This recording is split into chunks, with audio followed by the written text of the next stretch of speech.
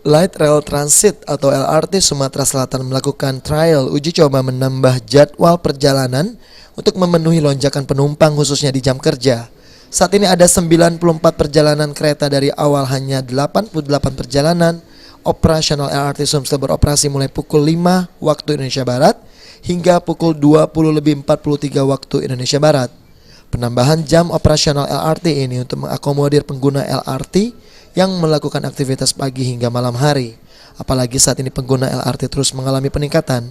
Sepanjang tahun 2022 sampai dengan triwulan ketiga ini, LRT Sumsel telah mengangkut 1,8 juta penumpang, di mana rata-rata penumpang 7.000 penumpang pada weekdays dan 11.000 penumpang pada weekend.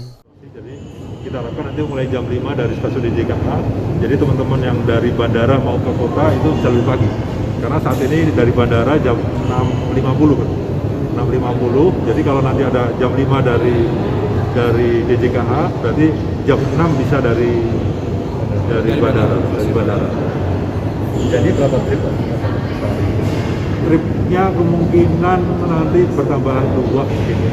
2 ya, 90 bertambah dari 90 mungkin. Di 90. Angka ini meningkat tajam dibandingkan tahun 2020 lalu.